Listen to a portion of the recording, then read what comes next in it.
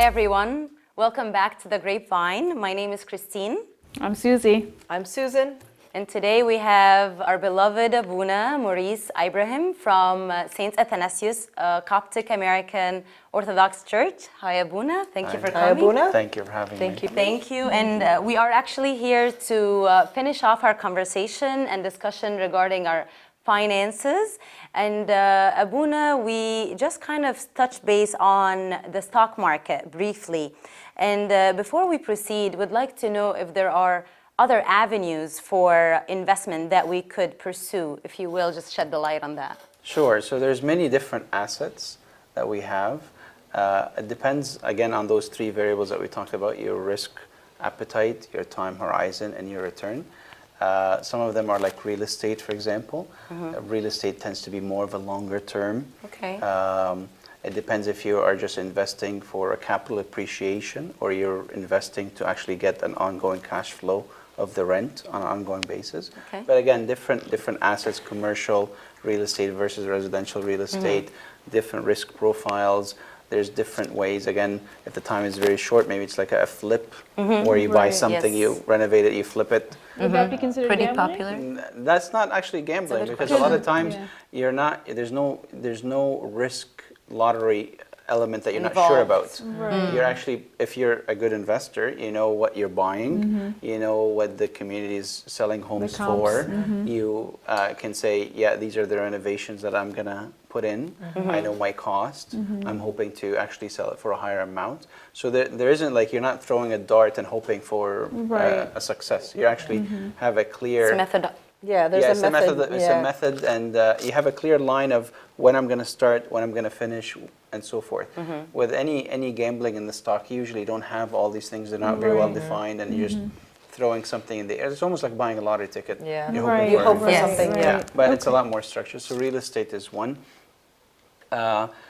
The stock market is just the companies that you could buy, but within the stock market, you could either buy a fairly stable companies Okay. or fairly high risk companies. You could buy technology companies. You could buy very kind of low key. So again, within the stock market is just different assets with different risk profiles. Okay. You could buy bonds. Bonds are like treasury Steady. bonds. They're very, very quote unquote safe, but gives you very Low risk. return, very low risk. You could also buy Bitcoin, which I mentioned in the Yes. previous episode, Yeah. which is, again, it's another decentralized currency. It's called cryptocurrency. Right. They could buy, again, most of the time, because it's only been in existence for 11 years, most of the time you probably want to hold on to it for a longer Another. period. It's definitely a lot more volatile, Okay. but it has appreciated tremendously. Yeah. You could buy gold. That's again Yes, another gold is safe going haven. You could buy silver, which follows the gold projections. So there's many assets. It's just as long as you translate all of these assets into those three variables, my time horizon, my risk profile, and my return, then they're all very good assets. Okay. So what are like the ones that appreciate the most? Is it real estate? Is it, I know it's not cars. Is it real estate? Is it, or just land, a house, commercial? Like what's the best return? So again, Safest and best. yeah. So again, you can't comment on the return without commenting on the other two variables. So I could say, yeah, you'll buy something, it's going to give you 30% return. Right. But what's my time that brought you that 30%, and what kind of volatility it took? So let's say cryptocurrency, Bitcoin, Yeah. or Ethereum, or any of the other coins. They're all the same thing. Their projection is tremendous right now, Right. but they only have 11 years of history that you could look at. Its volatility is tremendous, so it is one of the highest returns right now as an asset class. But at the same time, that comes with A risk. risk that it's volatile, and with the time horizon, most likely your time horizon have to be longer to at least eliminate those waves. Right. So Right. that is one of the highest That's returns it. right now as an investment. Okay. Real estate is also a fairly good investment, especially like buying an asset, renting it, and holding on to it for the long term. You know, all that appreciation and value you're not paying taxes on. So again, taxes always have to be in the forefront when it comes to investment. You only pay capital gains taxes when you sell the property, but in the meantime, you have a cash flow. Hopefully, it's covering the expenses of the asset and it's bringing you more money. Any extra would be an income. Right. But at least, you know, the property taxes are tax deferral, or you know, you don't have to, it actually reduces your taxes by the property taxes. The mortgage interest is also tax deductible. So all these things help you, especially if you have a high income, to find ways to reduce your net income that you're going to be paying taxes on. Right. So every scenario is different, but again, as a general rule, follow those three variables. And as long as you know, okay, I'm putting my money in something that could return a lot of money, but I have to have a solid part for it. When it drops to half its value, Can't freak out. because I don't. if you start freaking out, Worry. you start selling, You're going to lose me you're more. going to lose. Lost. So you Makes just bought sense. high and sold low, which should be the opposite. You should buy low and sell high. Right. And that's why it's good to know your personality, because everybody has a different risk tolerance. You know, some Yes. people are extremely risky, some people are kind of in the middle, and some people are like, you know what, I don't want to risk anything. I'm just going to go with the safe, you know, the lowest amount of return, but I know I won't lose any money in the long run, or lose much money, if you will. So, I mean, I'm kind of in the middle, or kind of in the, I watch people play with stocks. I'm like, I'm just going to buy one stock and play with it, you know. I want to ask a little bit about, again, managing our money, if you don't mind, Abuna. You know, tithing is a topic that sometimes we forget about, or we might not understand it.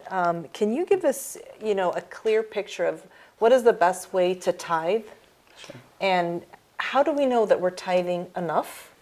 Because sometimes you feel guilty. Gosh, I didn't tithe. I'm not tithing enough. Should I pay another question? Should I pay my debts before I tithe? You know, where do I tithe from? My gross, from my net? And I mean, and it's also on the mind of a lot of business owners, right? Should I tithe from my gross before I pay all my expenses? So if you could give us some insight on that, that would be great. In that 10 That's a handful of questions. Which question again that you want me to 30 seconds. Okay, so think of tithing. Again, tithing is an Old Testament commandment. It's not a New Testament commandment. Right. In the New Testament, we're asked to give our whole life to God. We're asked to carry the cross and follow God. We're asked to love God above a father and mother, a husband and wife, a sister, all of that. So we're asked to leave everything. So that's kind of the measure. But in the Old Testament, because they have not received the grace of God, Christ did not come on earth, the idea of giving was just introduced in the Old Testament by, here, just give me 10%. Ah, okay. But in the New Testament, it's no, you give me your heart, give me everything. But a lot of times we're not there yet. You know, some people strive to be there. So let's say monks and nuns, they took the vow of poverty. So they said, that's it, I'm done. I'm leaving everything behind. And I want to be with Christ. I don't want anything. So they have achieved the highest level. Lay people, maybe they have not reached that level, but they should not go down to the level of 10%. So I always say to people, you have to pay a bit more than 10%. Your spectrum is from 10% to giving everything up. Okay. So it's not 10%. That makes sense. So now when we're thinking about 10%, it's not gross versus net. I'm giving you $100. I'm telling you, can you give me $10 back? So it's almost counterintuitive in a sense of like, so why didn't you just give me 90 to begin with? Right. But God is teaching you. I'm going to give you $100 because when you give me 10%, I'm going to reward you for it. Right. I'm going to reward you for it. I'm going to give you more. So with that mentality, then I should not just stop at the $10. Here, I'm going to give you 20. I'm going to give you 30. I'm going to give you 40. I'm going to give you everything back. Right. Because I live and I exist because of you. And I'm leaving it behind. So why am I trying to attain something that I'm ultimately going to give away? Yes, okay. But I could actually get rewarded when I give it away. And God will reward me on earth and in heaven. Right. So the smart investor... Yeah, I was going to say that. That's If you what I want call a tenfold, return. There we go. the tenfold That's is a nice. So I'll give you that's the highest. 100%. Highest return. The highest return that's mentioned in the Bible is when St. Peter turned to Jesus and asked him, like, what are we going to get out of all of this? Right. like, what are you gonna, how are you gonna reward us? So Jesus turned to him and said, I'll give you 100-fold, 100-fold here on earth and in heaven with tribulations. So 100-fold is 100%. There's no investment that I know of, Bitcoin or otherwise, that gives you 100% on earth and 100% in heaven and with tribulations. So as a smart investor, so monks and nuns are the smartest investors. I'm trying to use financial spirituality. Yes. Why? Like, take it all. Because So, I'm forget about giving Dave you. Ramsey. So first of all, what did we said? The three resources that we all have. We have time, energy, and money. So I'm giving you my time. I'm consecrating my life to you. Giving you all my energy because everything that I'm gonna do is for you, and I'm giving you my money. So they've given everything, so they will get the highest reward. Right. Maybe we're not all to that level, but okay, so maybe I could push myself to give you a bit of more of my time, a bit more of my energy. Maybe I'll try to go more than just 10%. And the more I give to God, the more God will never be indebted to me. No. He won't be That's like, what the Bible oh, says. I can't pay you back because you paid me 15%. He's given me my existence. Right. But the more I give of myself, the more he's like, okay, Habibi, I'm going to give you more. Yes. Why am I giving you more? Because you're going to give me more. Yes. And you're going to give other people more. And you're going to give my children more. You're going to serve others more. So I trust that when I give you $100, you're going to spend everything, and keep just enough for yourself. Right. So the idea is to let go. Let go of my time. Yeah. Let go of my energy. Let go of my money. For the glory of God, because this is something that will be fixed. My glory diminishes. His glory will continue to grow.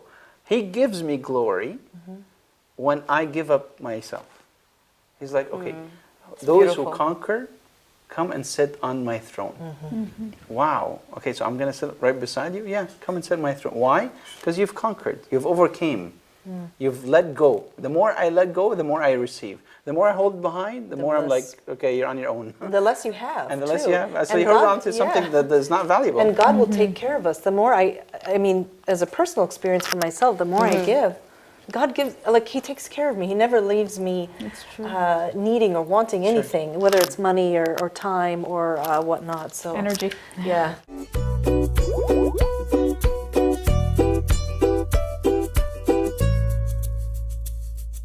Now we know that investment is obviously also for the kingdom of God, and just like Pope Shenouda, he once said, the hand that gives is the one that's able to receive blessings. And but for our time on earth, before we are united in the kingdom of God, is the question in regards to retirement, and what do you think is the best way about to heavenly retirement? handle that heavenly retirement? So How do we plan for that? with the earthly retirement, what is the best way to approach that? Sure. plan? So your risk profile has to change as you get closer to retirement age. That's just a general rule. It's a fact. Because as a young person, if you're just starting a career and you lose half of your possessions, it's not the end of the world. You have 30, 40 years ahead of you Yes. to work, and you could maybe make some more money and so Sure. forth. But if you're about to retire and you lose half of your possessions, you don't have enough time to make up for that.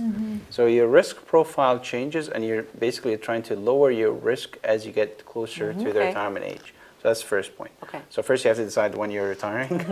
Right. and then you have to start saying, okay, so if my profile, my investments, let's say 90% risky and 10% safe, as I get older, it maybe should be 80% risky and 20% safe. And again, that's just general terms, but within a spectrum. And then as you get closer to the retirement age, maybe it should all be fixed 100%. Safe. Yeah. And safe here is like things like bonds, Listen, yeah. treasury, and things that give you a very low interest rate. But just be mindful of that. What I said earlier about cash and how it depreciates. Because if you're Right. going to Yes. retire and you still have, let's say, 30 years ahead of you, may God give you a long life. Let's say I'm going to retire when I'm 60, and let's say I'm hoping to live until 90. 30 years of depreciating asset is cash. something that's going to break that cash. So you almost Yes. have to at least invest it in something that is higher than the inflation rate. Right. Okay. Right. That makes sense. Yes. So I'm going to go back to the tithing because it's fascinating. It's very interesting because I always thought, it's 10%, at least to the church, and then, do it in other places Elsewhere. as well. So you're saying, it should be all of us. You're giving everything. And I agree with that. That makes total sense. And now I'm going to change the way things are. Yeah, I'm going to change the way I'm doing things. But is there like specific places that we should kind of like give, or is it just give everything you can to the church, or should we give to charities as well? Not just, money, how to but our diversify energy your, and time. giving. Yeah, Your it's- tithing. That's a good way to also put it. financial- Diversify diversify tithing. our There's giving. a famous bishop, I can't remember his name, and he used to manage finances in 3 categories. One would be for the poor,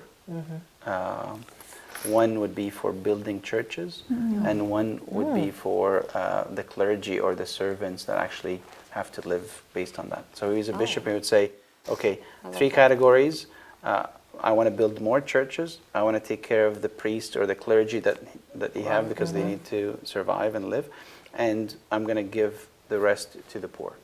And that Was it in that order, Abuna? I not necessarily? actually don't recall, Okay. and I don't recall exactly, but Okay. I am pretty sure these are the 3 categories. All right. Building churches, to the clergy, and that could be like the church in general, and to the poor. So as long as you have that way of tithing, I think the more important question is, am I tithing more today than I did before? Am I giving up today more than Growing. before? Yeah. Like, if someone rather. consecrates their life to God, for example, and they are no longer working in their profession, obviously they have given more. Yeah. They're not making as much. Right. So obviously they're giving more than someone that has not consecrated their life. Yes, And I it's see. just about me and my career, and I Yeah. just want to make more money and so forth. So try to look at that as an ultimate goal. Even if you're not going to be a priest or a nun or a monk or whatever, I'd say always ask yourself, how do I compare to that giving the rest of my life to God? Okay, maybe I can give an extra, 2% above the 10%. Maybe I can give an extra hour of my time. Maybe I can get extra Okay. for when it comes to my energy. Just Right. always Sure. aspire to grow to that level. Increase. And as long as you're growing, that's wonderful. Right. It doesn't have to be, as long as you're giving it away, it really doesn't matter to It doesn't who matter where. exactly. Okay. Like that, divvy it up between certain Exactly. charities and the Yeah. church, yeah. It's always been a question on my mind too. Yeah. Yeah. I like that though, diversify your tithing. That's Yes, cute. that's, That was good. yeah, I figured we might as well throw a financial term in there. So Abuna, you have given us so much information. So the questions, we've got so many still. So again, is it, Christ talks about the love of money in the Bible, correct? And how we can, and how we should not love money or worship 2 masters, right? And so how can we, check ourselves and make sure, are we, are we, do we love God more than our career? Do we love God more than our bank account? Do we love God more than, our retirement account? So, how do we do that daily check, or is it a monthly check? Is it a weekly check? Because sometimes we get so focused on making more money and paying our bills that we do forget that our master is Christ, and money is just, a means to. One of the tricks that you could ask yourself, or even ask your spouse or your friends and so forth, is how much time do you talk about God?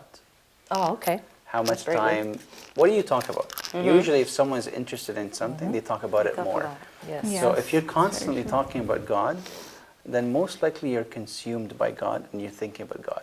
If you're talking about the saints, most likely you're consumed by the saints and talking about the saints. If you're talking about money, then most likely you're mentally consumed by money and the love of money. So that is just a simple test that you That's could a ask very the good people one. around you. Okay, for the past, you know me for fairly well. How much of my time am I talking about God, about the church, about the saints? And Yeah. how much is it really am I talking about like my career and my money? yeah. And that is a good indication of what your heart is doing. That is very good. And then you could take that and then be like, okay, maybe I should start changing Shifting or shifting it. Right. shifting my priorities. Good advice. That's Abuna, very good advice. I like that. We definitely have enjoyed your presence as usual, and thank you for all this information. It was definitely something that was much needed and it's very valuable. And very good. with that being said, thank you so much for coming. Thank you for having me. Thank Thank you, you, That was ladies. great. Thank you so much. So informative. Yes. And we hope to see you again, another episode on the Grapevine. Bye-bye. Bye. Thank you. Take care. Bye-bye.